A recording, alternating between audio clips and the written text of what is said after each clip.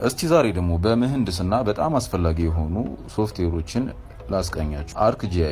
አርክጂአይኤስ የተባለው ሶፍትዌር ጂኦግራፊክ ኢንፎርሜሽን ሲስተም ሶፍትዌር ሲሆን የመሬትና የአካባቢ መረጃዎችን ለመሰብሰብ፣ ለማስተዳደር፣ ለመተንተንና ለማቅረብ ይጠቅማል። በከተማ እቅድ፣ በአካባቢ ጥናት፣ በውሃ ሀብት አስተዳደርና በመጓጓዣ እቅድ ስራዎች በስፋት ይጠቅማል።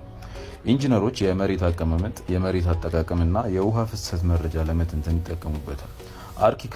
አርኪካድ የህንፃ ንድፍና ሞዴሊንግ ሶፍትዌር ሲሆን ህንፃዎች በስሪዲ ሞዴል ለመንደፍና ከዚያም የፕላን የሴክሽን እና የኢሊቬሽን ስዕሎችን በራስ የኢሊቬሽን ስራዎችን ለመስራት ይጠቅማል።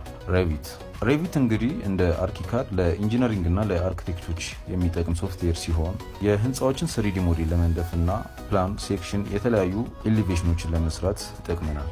ሳፕ የስትራክቸራል ትንተናና ዲዛይን ሶፍትዌር ነው። ህንፃ፣ ድልድይ፣ ግድብና ሌሎች መዋቅሮች በሚገኙ ጭነቶች ወይንም ሎድ ላይ የሚታዩትን ስትረስ፣ ዴፍሌክሽን፣ ስታቢሊቲ ለመተንተን ይጠቅማል። ስኬችአፕ 3ዲ ሞዴሊንግ ሶፍትዌር ሲሆን ለአርኪቴክቸር እና ለኢንጂነሪንግ ንድፍ ይጠቅማል። ህንፃ፣ መሬት እቅድና የከተማ አቀማመጥ 3ዲ ሞዴል በፍጥነት ለመስራት ይጠቅማል።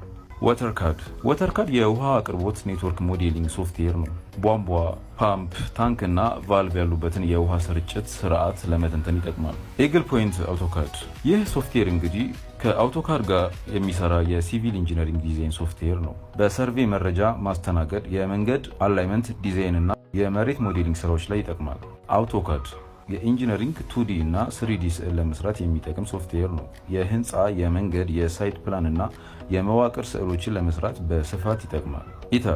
ኢታብስ ለህንፃ መዋቅር ትንተናና ዲዛይን የሚጠቅም ሶፍትዌር ነው። ከፍተኛ ህንፃዎች በንፋስና በመሬት መንቀጥቀጥ ጭነት ላይ ያሳዩትን ተጽዕኖ ለመተንተን ይጠቅማል።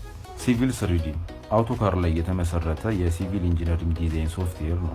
በመንገድ ዲዛይን፣ በመሬት ልማት፣ በግሬዲንግ እና በድሬኔጅ ዲዛይን ስራዎች ላይ ይጠቅማል።